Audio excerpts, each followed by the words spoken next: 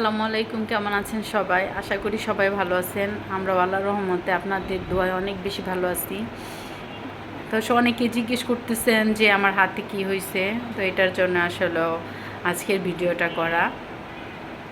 তো যতই বলি ভালো আছি ভালো আছি, সত্যি কথা বলতে আসলেও ভালো নাই। কারণ আমার হাতটা কাটার পরে থেকে আমি সংসারের কোনো কাজই করতে পারতেছি না। সমস্ত কাজ আপনাদের ভাইয়াকে করতে হইতেছে। একটু শখ করছিলাম যে ছাদে যাব, ছাদে বৃষ্টিতে ভিজে একটু গোসল করব। তো ছাদে গেছি ঠিকই, কিন্তু আসলেও গেলাম ছাদে হাসতে হাসতে, আসছি হচ্ছে কাঁদতে কাঁদতে। তো ছাদে যাওয়ার পরে হচ্ছে কেবলমাত্র দাঁড়াইছি, মানে বৃষ্টি ছিল, প্রচণ্ড পরিমাণে বাতাস ছিল, বৃষ্টি ছিল। তো বাসায় কারেন্টও ছিল না, পানিও ছিল না। তাই ভাবছি যে আপনাদের ভাইয়াকে বললাম যে চলো একটু ছাদে যাই, একটু গোসল করে আসি। বাসায় যেহেতু কারেন্ট নাই, পানি নাই, তাহলে চলো একটু ছাদে যাই, একটু গোসল করে আসি। তো আপনাদের ভাইও রাজি হয়ে গেল।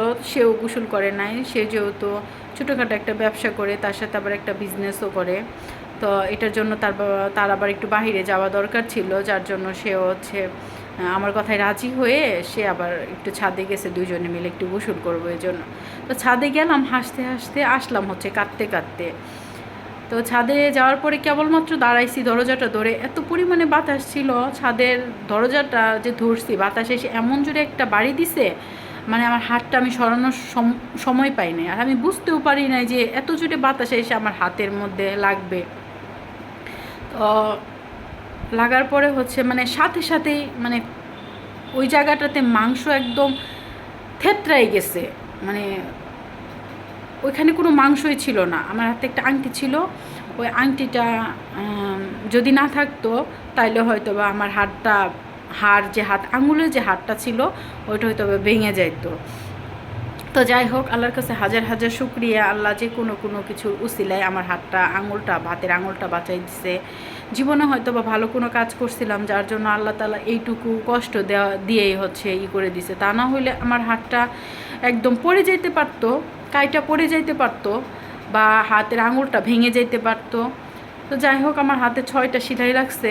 হাতের যে সামনের যে রগগুলা থাকে সেগুলা ক্ষতিগ্রস্ত হয়েছে, মানে কেটে গেছে, যার জন্য এত বেশি সময় লাগতেছে। হাতে 6টা সেলাই লাগছে, তাতে আমার কোনো দুঃখ নাই।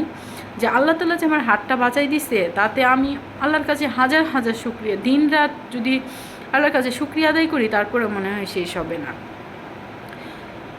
এই আর কি অবস্থা। আজকে আপনাদের ভাইয়া বাসায় নাই, সে হচ্ছে বাড়িতে গেছে। বাড়িতে আমি তাকে পাঠাইছি। গত বছর আমাদের যে কটা কাঁঠাল কিনা হয়েছিল, সব কয়টা কাঁঠালই মানে একদম মজা ছিল না, বাজে ছিল আর কি। তো আপনাদের ভাইয়া বাড়িতে 14,500 টাকার কাঁঠাল বিক্রি করছে। এইবার মানে মজার যেই কাঁঠালগুলা, কয়েকটা ওই গাছগুলো রাখতে বলছিলাম। আমি বলছিলাম যে ওই গাছগুলো রেখে দিও, ওই মজার গাছের কাঁঠালগুলো আমরা বাসায় এনে খাবো। তো একবার মাঝখানে নিয়ে আসছিল সে কাঁঠালগুলা, কিন্তু এখন আবার আমার খাইতে ইচ্ছে করছে কাঁঠাল। তাও তাকে আমি জোর করে জন্য হচ্ছে বাড়িতে পাঠাইছি যে যাও তুমি বাড়ি থেকে কাঁঠাল নিয়ে আসো। এই জন্য আপনাদের ভাই আজকে বাড়িতে গেছে আমার জন্য কাঁঠাল আনার জন্য। তো আসলেও সব কথা তো সবসময় শেয়ার করা যায় না, বা শেয়ার করতে পারি না। অনেকেই প্রশ্ন করতেছেন, হয়তো বা পিছনের ভিডিওগুলো যদি আপনারা দেখেন তাহলে হয়তো বা বুঝতে পারবেন যে আসলে আমার কি হয়েছে, কিসের জন্য আমার হাতের এই অবস্থা।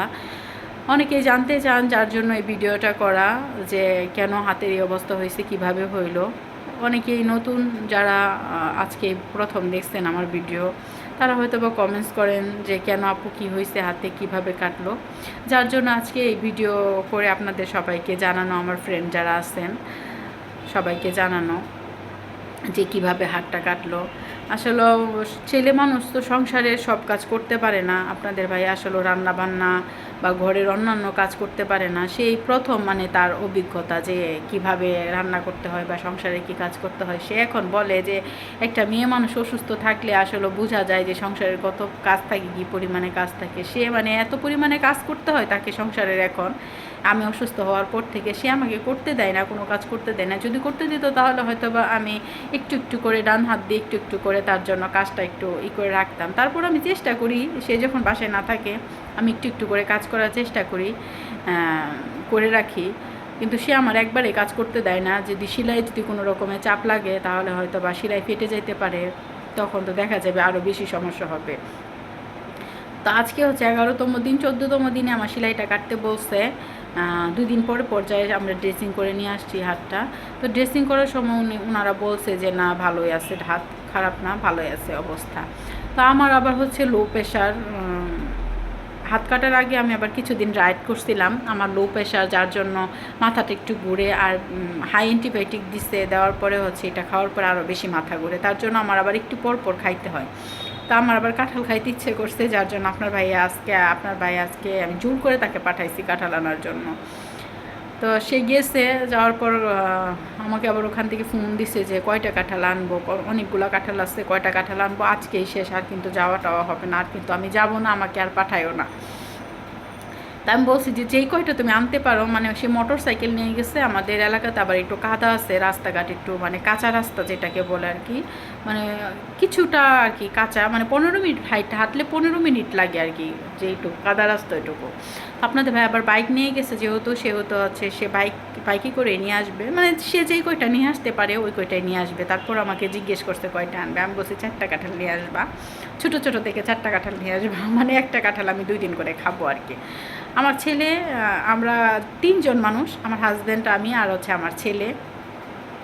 সে আবার কাঁঠাল বেশি পছন্দ করে না, আমার ছেলেও কাঁঠাল পছন্দ করে না, আপনাদের ভাইও কাঁঠাল পছন্দ করে না, আমি আবার একটু কাঁঠাল পছন্দ করি। অনেকে পছন্দ করে না কাঁঠাল, আমি আবার কাঁঠালটা একটু পছন্দ করি, যার জন্য আপনাদের ভাই আমার জন্য কাঁঠাল আনতে গেছে।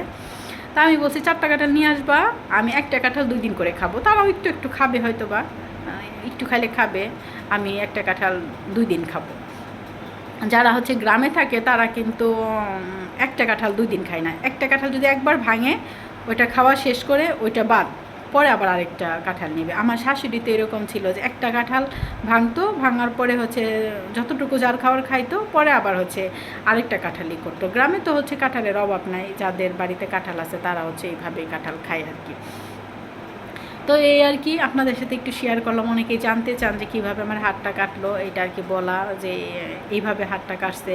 আসলে এই যে এইভাবে, আর এটা দিয়ে দিচ্ছে আমার হাতে, যাতে করে আমার হাতের আঙুলটা বাঁকা না হয়ে যায়, যেহেতু ওই যে এই যে এখানে যে ইটা আছে, যে আপ ডাউন করার যে ইটা আছে, গিরোটা আছে, এটা সহ এরকম গোল করে কেটে গেছে, যার জন্য বেশি রকমের সময় লাগতেছে আর বেশি রকমের প্রবলেম হইতেছে। সবাই আমার জন্য দোয়া করবেন, আল্লাহ তাআলা যেন তাড়াতাড়ি করে আমার হাতটা ভালো করে দেয়। আসলে কার দোয়া কখন কবুল হবে কেউ আমরা বলতে পারি না। তো সবাই ভালো থাকবেন, সুস্থ থাকবেন, আল্লাহ হাফেজ।